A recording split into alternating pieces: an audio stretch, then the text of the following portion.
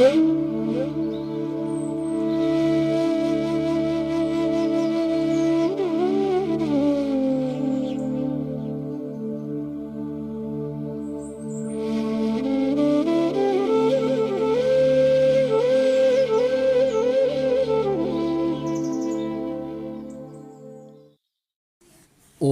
स्थापकाय च धर्मस्य सर्वधर्मस्वरूपिणे अवतार वरिष्ठाय রামকৃষ্ণায় তে নমঃ। নমস্কার। শ্রী শ্রী ঠাকুর, শ্রী শ্রী মা এবং স্বামীজি মহারাজের রাতুল চরণে ভুলুণ্ঠিত প্রণাম জানাই। প্রাণারাম বাংলা ইউটিউব চ্যানেলে সম্প্রচারিত সৎকথায় প্রতিদিনের মনন এই ধারাবাহিক অনুধ্যানে আজকে আমরা এক প্রাচীন এবং বিদগ্ধ রামকৃষ্ণ মঠ মিশনের মানিত এক সন্ন্যাসী মহারাজের কথা স্মরণ করব। তার নাম পূজ্যপাত স্বামী গদাধরানন্দজি মহারাজ। এই মহারাজের জীবন অত্যন্ত জীবনের যে তথ্য সংগ্রহ অত্যন্ত দুর্লভভাবে আমাকে পরম পূজনীয় স্বামী জয়দুর্গানন্দজি মহারাজ, মালদায় তিনি সেবারত সন্ন্যাসী, তিনি আমাকে কৃপা করে এই গ্রন্থটির জেরক্স কপি দিয়েছেন। তাই মহারাজের কাছেও আমার কৃতজ্ঞতা এবং স্বামী গদাধরানন্দজি মহারাজের প্রতিও আমার অন্তরের শ্রদ্ধা এবং কৃতজ্ঞতা জ্ঞাপন করছি। এই সমস্ত সন্ন্যাসীদের জীবন এবং তাদের মার্গ দর্শন আমাদের মনকে উৎসাহ দেয়, অনুপ্রেরণা দেয় এবং ঠাকুরের পথে এগিয়ে যাওয়ার একটা ভরসা বল আমরা লাভ করতে পারি। এবং এই আপনাদের সকলকে জানিয়ে রাখা যে আজকে এই সৎকথায়ের আপনারা শুনছেন মনন, এর কিছুক্ষণ পরেই আমরা ঝাড়গ্রামের উদ্দেশ্যে রওনা দেব। ঝাড়গ্রামের প্রত্যন্ত গ্রামে আদিবাসী মায়েদেরকে আজকে সেবা পূজা, আজ এবং কাল দুদিন পর্যায়ক্রমে এই সেবা পূজা নিবেদন করা হবে। আপনারা প্রত্যেকেই জানেন যে ঝাড়গ্রামে আমাদের এখানকার থেকে ঠান্ডা অনেক বেশি এবং এই আদিবাসী মায়েদের এখনও দুঃখ কষ্ট রয়েছে। তাদের কিছু সামাজিকভাবে প্রতিষ্ঠা লাভের জন্য সাহায্যেরও প্রয়োজন এবং ঝাড়গ্রাম যেতে গেলে আমাদের লোধাশুলি হয়ে যেতে হয়। তা সেই লোধাশুলি থেকে 4 কিলোমিটার দূরে আরেকটি অনাথ আশ্রমের সন্ধান আমরা পেয়েছি। সেখানে 65 জন অনাথ ছেলেরা থাকে। তাদের উদ্দেশ্য আজকে আমরা শীত বস্ত্র এবং যেহেতু বড়দিন আসছে তাই তাদের জন্য একটু কেক আমরা নিবেদন করব। আপনাদের কাছে এই কারণে এটি নিবেদন, কোনো বিজ্ঞাপনের জন্য নয়। আপনারা যদি এই সেবামূলক কাজে আমাদের সঙ্গে থাকেন তাহলে আমাদের সুবিধে হবে। আর দ্বিতীয়, আপনারা আমাদের জন্য প্রার্থনা করবেন যাতে এই সেবা পূজাটি নির্বিঘ্নে সম্পন্ন করতে পারি। এবং আপনাদের জানিয়ে রাখা যে মাতৃসংঘ জনকল্যাণ আশ্রমে আগামী 25শে ডিসেম্বর সন্ধ্যা 6টায় একটি মদনমোহন মালব্য সরণিতে একটি ধর্মসভা হবে, যেখানে সেবাই পরম ধর্ম। এবং সেখানে যেহেতু সেটি বড়দিন, সমস্ত ধর্মের প্রতিনিধিরা প্রতিনিধিত্ব করবেন।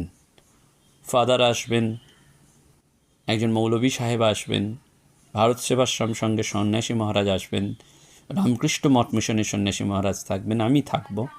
আমরা সকলে মিলে সেবাই ধর্ম এইটি আমরা আজকে স্মরণ মনন করব 25শে ডিসেম্বর সন্ধ্যায়। আপনারা সকলে আসতে পারেন, আপনাদের আহ্বান রইল। আর 1 জানুয়ারি ডোমজুর মাকড়দায়ে যে সাধনালয় রয়েছে, মাকড়দাসের রামকৃষ্ণ সাধনালয়, হারানবাবুর প্রতিষ্ঠিত এই আশ্রম, ওই দিন হারানবাবুর জন্মতিথিও পড়েছে। তাই ওই দিন সকালবেলায় মাকড়দাহ আশ্রমেও ঈশ্বরীয় প্রসঙ্গ হওয়ার সুযোগ তাঁরা করে দিয়েছেন। আপনারা সকলে ওই দিনও সকালে ওখানে আসতে পারেন। আমরা স্বামী গদাধরানন্দজি মহারাজের কথা স্মরণ করব আজকের সৎকথায় প্রতিদিনের মনন। এবং তিনি বারবারই একটি কথা বলতেন যে যদি শুদ্ধ মনে নিত্য চণ্ডীপাঠ করা যায় তবে মার কাছে যা চাওয়া যায় তা পাওয়া যায়। একেবারে বাস্তব সত্য। তিনি মনের জোরের সাথে এইটি বলতেন এবং সকলকে ডেকে ডেকে তিনি একটি কথাই বলতেন যে কেবল ঈশ্বরকে স্মরণ করো, তাঁর জপ করো, ধ্যান করো, তাঁর চিন্তায় ডুবে যাও।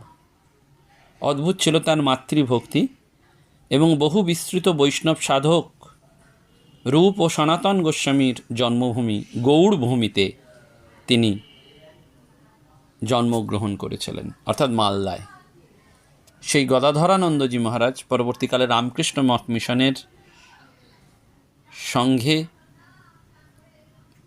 বিশেষ স্থান অধিকার করেছিলেন এবং শুধু স্থানই অধিকার করেননি, আপনারা জানেন স্বামী গদাধরানন্দজি মহারাজের অনুপ্রেরণায় পূজনীয় স্বামী আত্মস্থানন্দজি মহারাজ এই সন্ন্যাস জীবনের দিকে তার জীবনটিকে উৎসর্গ করেছিলেন।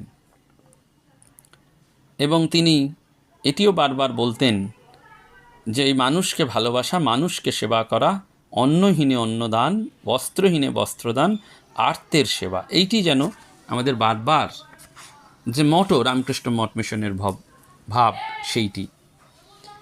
স্বামী গদাধরানন্দজি মহারাজ একবর্ণা গ্রামের সন্তান, যদিও তিনি জন্মগ্রহণ করেছিলেন হাড়িয়াগড় গ্রামের মাতুলালয়ে। হাড়িয়াগড় গ্রাম একবর্ণা গ্রাম থেকে প্রায় মাইল আষ্টেক দূরে, এবং তৎকালীন যুগে তাকে এই গ্রামের মধ্যেই বড় হতে হয়েছিল। জীবনের এই পর্যায়টি প্রত্যেকেরই সেই গ্রাম্য জীবনের মধ্যে বড় হওয়া এবং খানিকটা কষ্টের মধ্যে দিয়েও তার এগিয়ে যাওয়া। মাতামহ রামজয় ছিলেন অতি দীন দরিদ্র। বাড়িতে দুমুঠো অন্নের ব্যবস্থা থাকতো না বলে 10-এর সাহায্য প্রার্থী হয়েও প্রতিমা গড়িয়ে শ্যামা পুজোর করতে চাইতেন। এবং স্বামী গদাধরানন্দজি পরবর্তীকালে এই মাতুলালয় দর্শনে এসে বসতভিটায় শিবালয় প্রতিষ্ঠার ইচ্ছা প্রকাশ করেছিলেন। তার পিতার নাম ছিলেন কৃষ্ণচন্দ্র।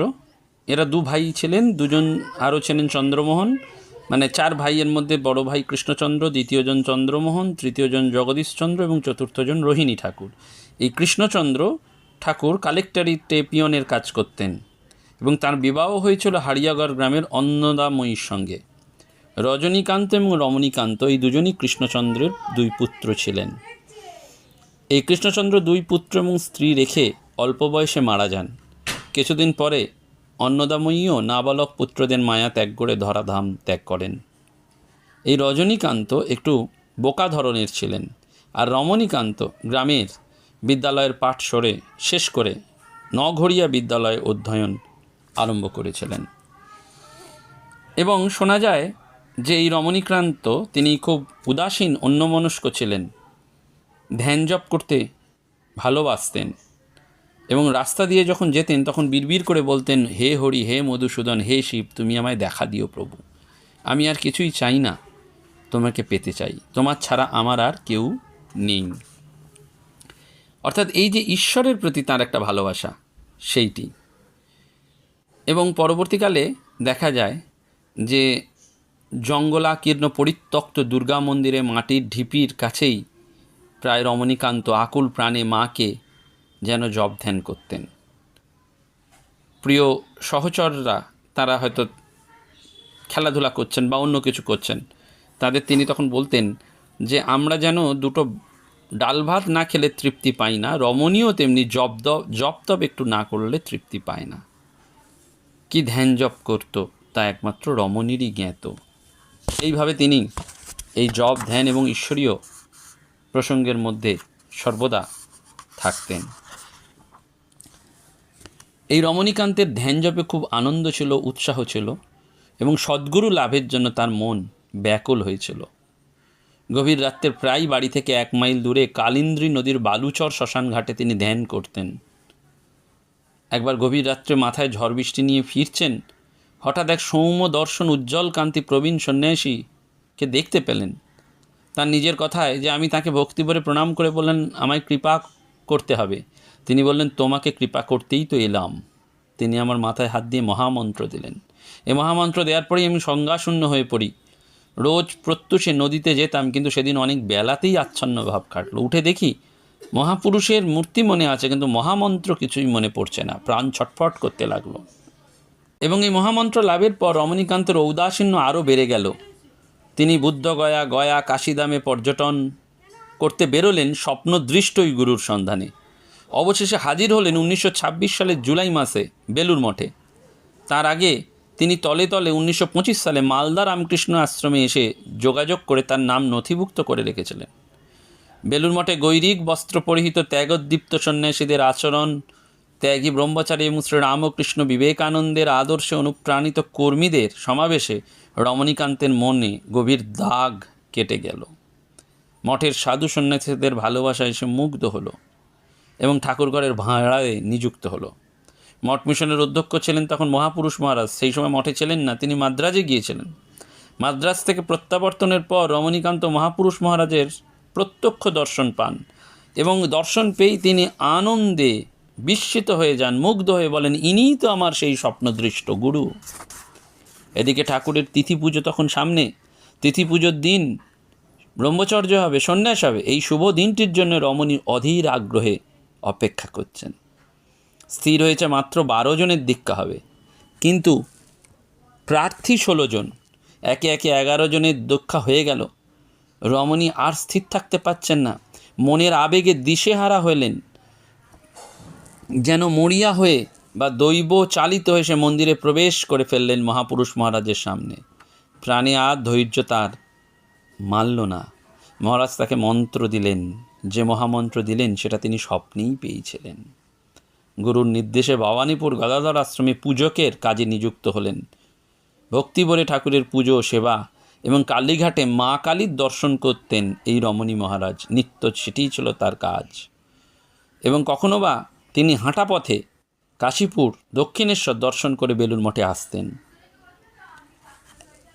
একসময় মহাপুরুষ মহারাজ তাকে বলেছিলেন, কাঁচের আলমারিতে বই সাজানো থাকলে যেমন বাইরে থেকে সব দেখা যায়, তেমনি কোনো মানুষকে দেখলে তার ভিতর বার সব তিনি দেখতে পান।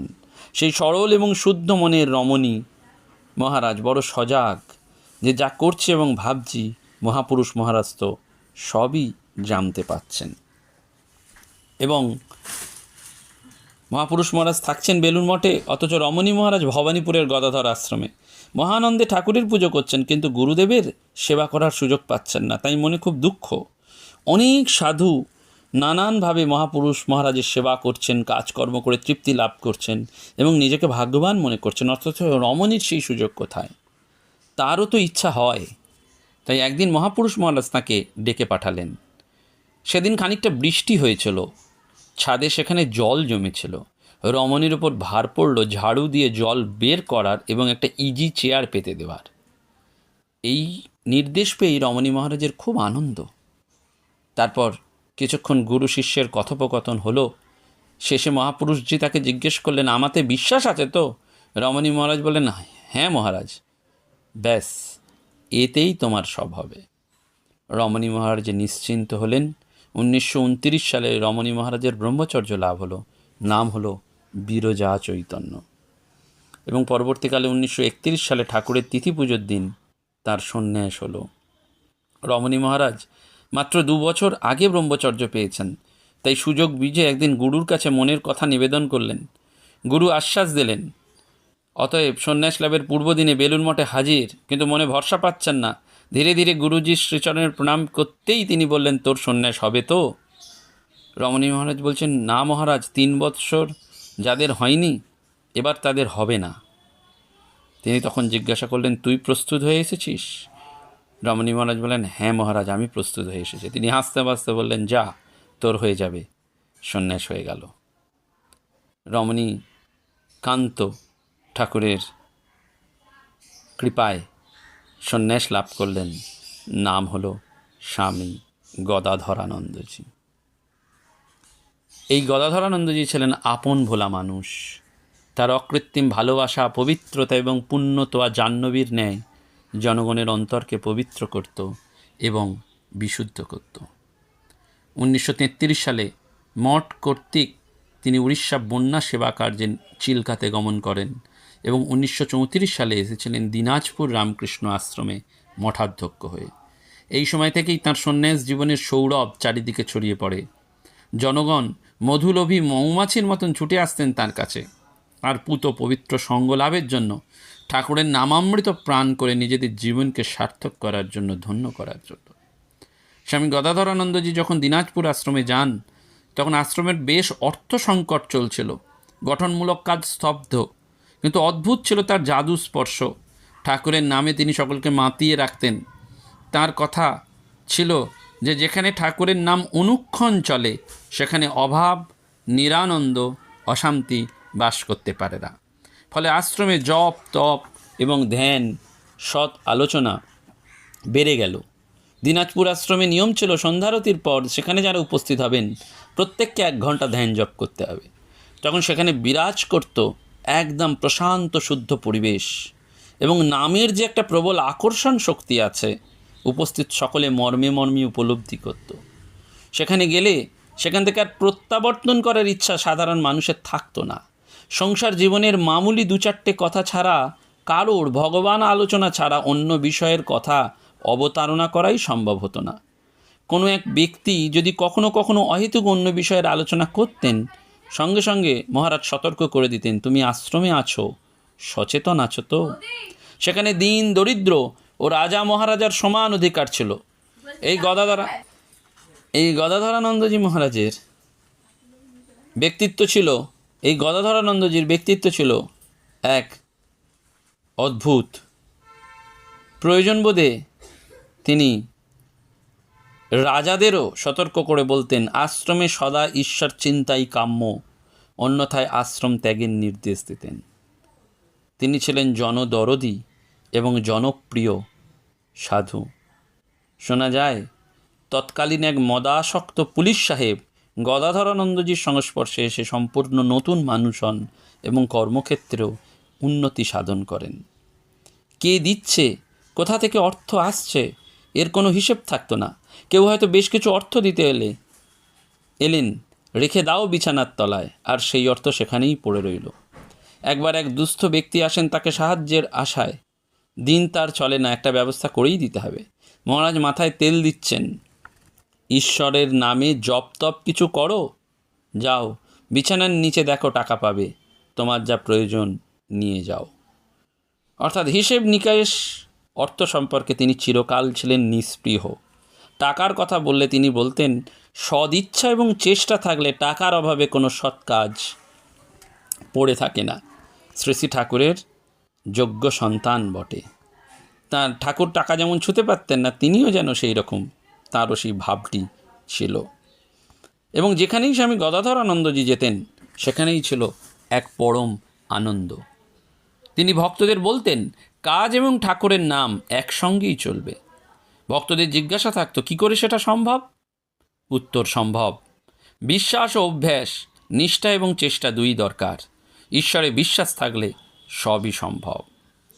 এবং দিনাজপুর আশ্রমে থাকাকালীন মহারাজ ভারতের অধিকাংশ তীর্থ দর্শনের কাজ সম্পন্ন করেন। এমনকি মানস সরোবরেও তিনি গেছেন। প্রচণ্ড খিদে পেয়েছে, আশপাশে লোক নেই, কিভাবে এই জঠরাগ্নিকে নির্বাপিত করা যাবে? শ্রী ঠাকুরের নাম নিচ্ছেন আর এগিয়ে যাচ্ছেন। একটা গাছতলায় সুপক্ক বেল, কিন্তু বেলগাছ কোথায়? এদিক ওদিক তাকিয়ে কোনো বেলগাছই নজরে পড়ল না। বেলখানি মস্তকে ঠেকিয়ে ঠাকুরের প্রসাদ হিসাবে পরম তৃপ্তির সাথে খেলেন। এই প্রকার তার অজস্র ঘটনা তার জীবনে রয়েছে। 1941 সাল তিনি নিষ্ঠাবান সাধক। চট্টগ্রাম জেলার সীতাকুণ্ড রেল স্টেশনের কাছে চন্দ্রনাথ পাহাড়, সেই পাহাড়ের ওপর চন্দ্রনাথের মন্দির, আর মন্দিরে আছেন চন্দ্রশেখর শিব। সেখান থেকে বঙ্গোপসাগরের উর্মিমালার অপূর্ব নৃত্য দেখা যায়। দ্বিতীয় বিশ্বযুদ্ধের সময় জাপানি আক্রমণে সেটা জনহীন হয়ে গেছে, সেখানেও মহারাজ গেছেন এবং তিনি গদাধর নন্দের ইচ্ছা যে সেই শিব দর্শন করবেন, এবং সেখানেও তার একটি আশ্চর্য ঘটনা ঘটেছিল। গদাধরানন্দ ছিলেন বাকসিদ্ধ যোগী। তার আশীর্বাদ পাওয়া ছিল ভাগ্যের ব্যাপার। কখনো কখনো পরীক্ষা থেকে পালানো মানুষকেও তিনি বলতেন, তুই আজকে চণ্ডীর দেবী কবচ, আজ থেকে রোজ চণ্ডীর দেবী কবচ পাঠ করবি। ঠাকুরের নাম নিয়েছিস, মন এত দুর্বল কেন? এবার পাশ করবি। পরে পূজনীয় গোষ্ঠ মহারাজ অর্থাৎ স্বামী স্থিরানন্দ মহারাজকে তিনি বললেন, আপনার কাজ হয়ে গেল।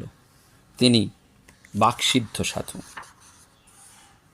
একবার মালদা মঠ এবং আশ্রমে তিনি ধর্ম প্রসঙ্গ করছেন এবং বলছেন, মানুষের জীবনযাত্রার পক্ষে 3টি স্তর আছে: god level, man level and beast level. প্রকৃত ধর্মরাজ্যের স্বাদ গ্রহণ করতে হলে মানুষকে এই গড লেভেল অর্থাৎ দেবত্বের স্তরে উঠতে হবে। এই স্তরে উঠলেই ধর্মপিপাসু মানুষের ধর্মপিপাসা মিটবে। স্বামী গদাধরানন্দজি একবার ট্রেনে করে কোনো জায়গায় যাচ্ছেন। সেই কামরায় একজন বিদেশি মহিলা ছিলেন। তিনি ভারত ভ্রমণে এসেছেন। তিনি ভারতীয় দর্শন এবং ধর্ম সম্পর্কে যথেষ্ট জানতে আগ্রহী। দু একটি কথাবার্তার পরই বিদেশিনী মহিলা মহারাজকে বলে উঠলেন, you have the eyes of a yogi. আপনার চোখ দুটো যেন যোগীর মতন। এবং একবার তিনি ধ্যান ধারণা করার জন্য বিহারের কোনো এক জঙ্গলে রয়েছেন। বিকালেই তিনি তার আসনে বসেছেন। সন্ধ্যা হতে না হতেই এক বাঘ এসে পড়েছে। তিনি এক মনে জপ করে চলেছেন। বাঘ বেচারার অবাক হওয়ার পালা। কোথায় তিনি ভয় চিৎকার করবেন, ছুটোছুটি করবেন, না তিনি নিশ্চল হয়ে চুপ করে বসে রয়েছেন। কিছুক্ষণ পরে বাঘ সেখান থেকে চলে গেল।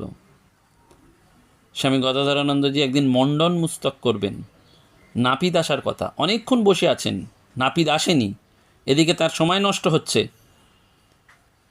তিনি নিজেই প্রস্তুত হলেন এবং একটুও তার অসুবিধে হলো না। এই অভ্যাস তিনি সারা জীবন বজায় রেখেছিলেন, যে কোনো কাজ পরের ওপর নির্ভরশীল না হওয়া। এই পরের ওপর নির্ভরশীলতার তিনি বিরোধী ছিলেন।